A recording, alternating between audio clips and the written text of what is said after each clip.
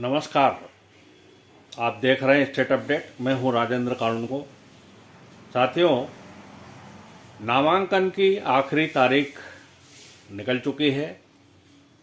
नामांकन की आखिरी तारीख के दिन मध्य प्रदेश के वर्तमान मुख्यमंत्री शिवराज सिंह चौहान द्वारा अपना नामांकन जमा किया गया और ये कहा गया कि बुदनी की जनता ही चुनाव लड़ेगी।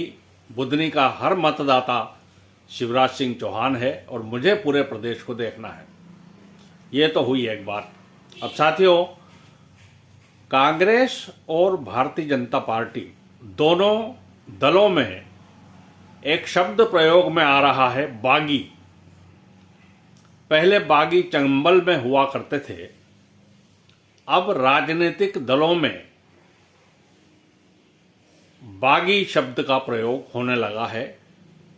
और बागी से तात्पर्य वो यह है कि जो लोग पार्टी से विद्रोह कर देते हैं वे बागी कहलाने लग जाते हैं। यह राजनीतिक एक शब्द गढ़ा गया है उन लोगों के लिए जो पार्टी से विद्रोह करते हैं।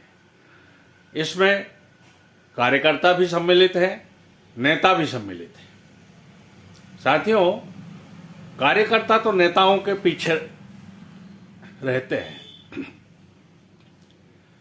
नेता अपने स्वार्थों के कारण पार्टियां बदल रहे हैं। किसी को टिकट नहीं मिला, किसी को महत्व नहीं मिला। अब ऐसी स्थिति में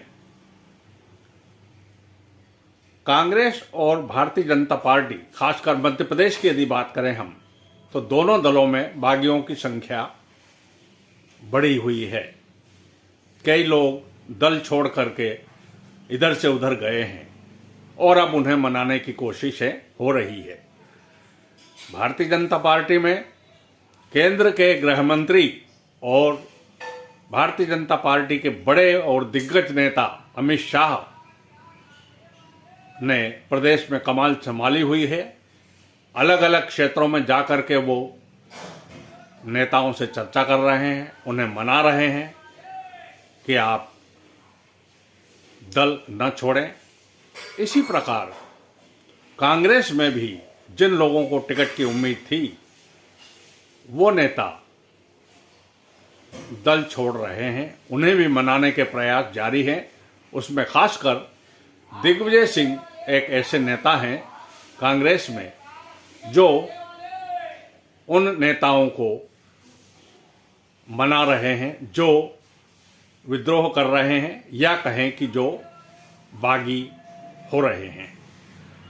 अब यदि अंदर खेमे की बात हम करें तो कांग्रेस कुछ हद तक अपने नेताओं को मना चुकी है और भारतीय जनता पार्टी में अभी यह कवायद जारी है। अब यहां पर एक बात और यदि हम करें कि जिन प्रत्याशियों ने नामांकन दाखिल किए हैं और उन्होंने अपने आय के ब्यौरे जमा किए हैं तो उनकी संपत्ति बहुत बढ़ी हुई लग रही है। सारे प्रत्याशियों की संपत्ति बढ़ी हुई है। राजनीति एक ऐसा सेवा का जरिया है जिसे यदि हम व्यवसाय कहें तो गलत नहीं होगा, क्योंकि राजनीति में आने के बाद लोगों की संपत्ति बढ़ जाती है। यदि वो खेती से आय बताते हैं तो उनकी खेती की आय दुगनी से ज़्यादा दिखाई देती है, जबकि आम किसान इतनी आय अर्जित नहीं कर पाता है। यह दोनों दलों की किसानों के प्रति एक वादा भी रहता है कि हम किसानों की आय दुगनी करेंगे या बढ़ाएंगे, किसानों को सुविधा देंगे।